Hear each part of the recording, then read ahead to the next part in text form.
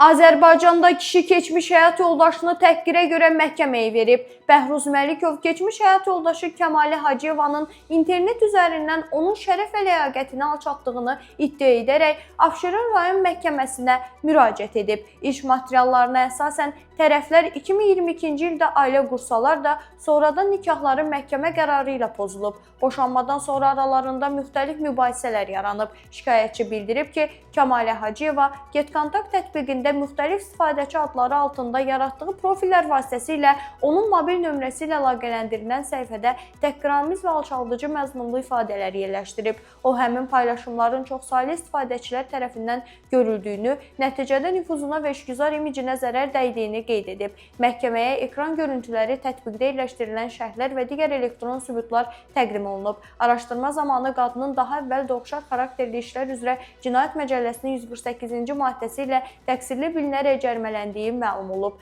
Məhkəmə Kəmalə Hacıyevanı təhqir maddəsi ilə təqsirli bilsə də, cinayət məsuliyyətinə cəlb etmə müddəti keçdiyindən ona cəza təyin etməyib.